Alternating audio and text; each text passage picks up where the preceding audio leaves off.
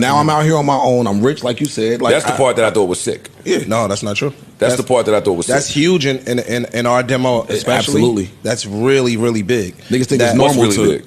Single motherhood is really, really big, and so we don't necessarily see the importance of marriages because we've never been around a marriage or just a fruitful man and woman relationship. Not all of us. I was about to say, not even marriage. Not all of us. Well, that's why I'm saying it's sick. You don't know why. Because had he had a conversation with his mom and asked her, what would you have preferred? Struggling as a single mom, raising us on our fucking own, or would you have preferred to be in a loving marriage with a supportive partner who could raise us together? I think she would have gone with the latter. But that has nothing to do with what he saw as a boy growing up. I understand that. I've never had that conversation with my mother. Me neither. He's a single parent kid. He's never had that conversation with his mother. What I'm saying is it would bebehoove him to have had that conversation, to ask that question. If you 45 and 50 and 55, we talking about like real adult people now.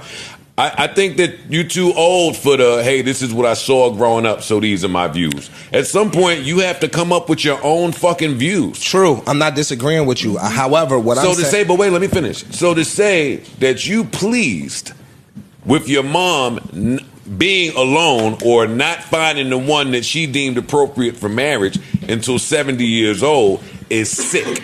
If you spoke to your mom, he didn't say that. He's saying not what he said. But what he's saying is she didn't get married to 70, which is why he's saying it's for old people. She got married to have somebody by her side to ride it out. Is what he was saying. So that's what he was saying. He's like, so for me, marriage just means. So he may not feel like I need nobody at this time. My comprehension is great. Do you think I'm under the guise of his mother? I'm with Mel. His mother may have wanted some company before she was 70 years old. I think companionship is a human need. And if you recognize that, then your mom not being married till 70 shouldn't reinforce your thinking of marriage is only for old people. But it should say the opposite. That's what you're saying. It should say the exact opposite.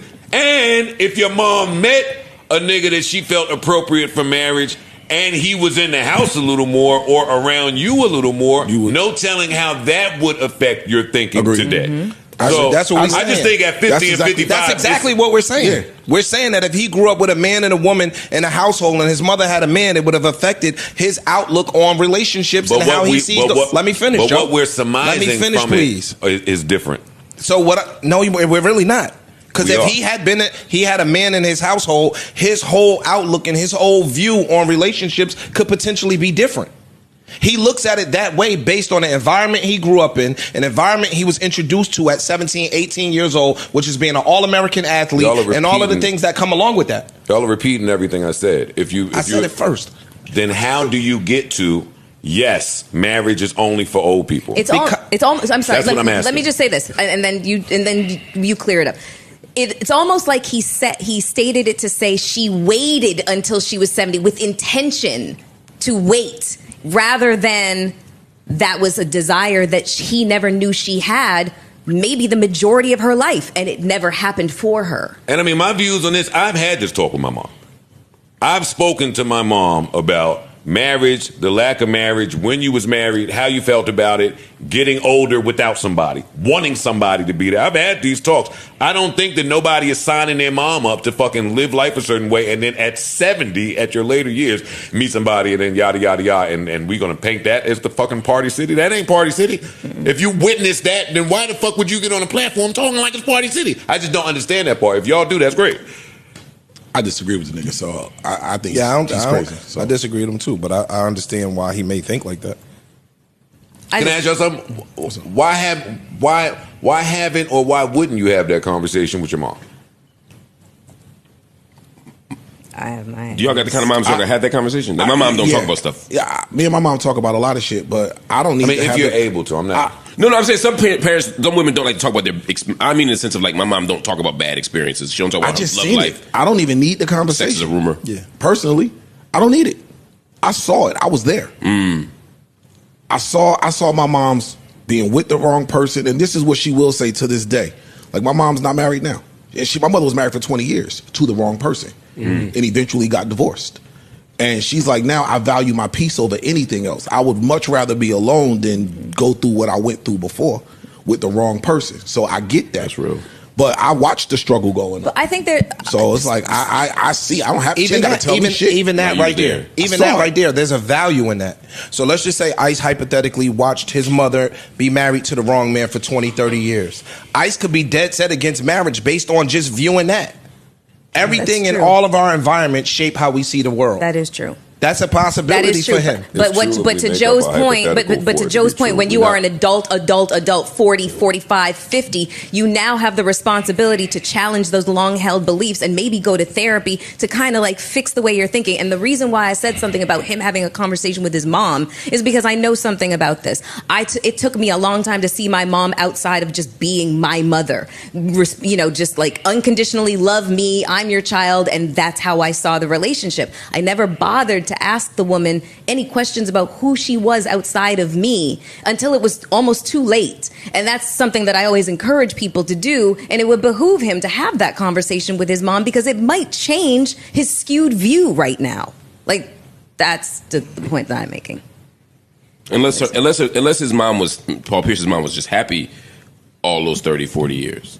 You know what I mean? She could have been, Mr. Earl could have been coming down laying pipe and you put your, yeah, like she could have had a great life experience and just decide. But part of that is because he's rich. Mm-hmm. Yeah, wham. Like frankly, she don't need a 70-year-old man marriage right now, 70 to be taken care of. You might need it now. You might need it now.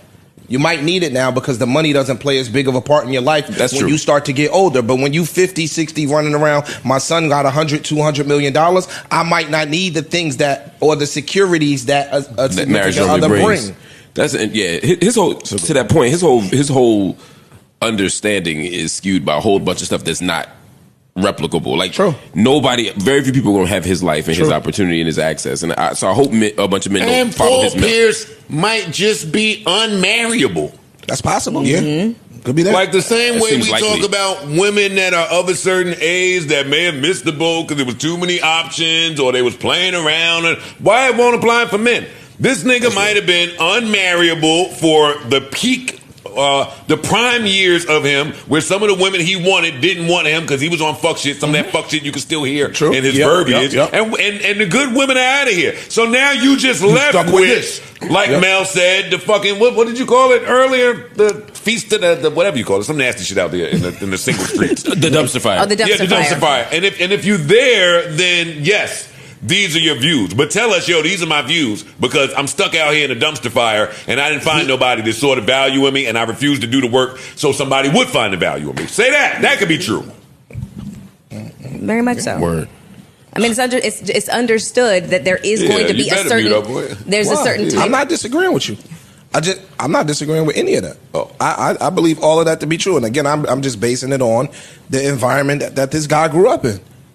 Nigga, I'm rich. I'm living in Boston. I'm the man in Boston. It's mad single bad chicks in Boston. I don't want to settle down with none of them because I'm selfish and I'm running around. Rich niggas got to stop doing that. That shit is lonely, dark, sad. And guess when you realize dangerous, depressing, dangerous. Dangerous is the word. Risky road most nights. Most nights. I'm not talking about the night that you went to the club and Vanessa Del Rio was in there with a free cousin and they both sucked your dick all night long. I'm not talking about the night that you went out and had the time,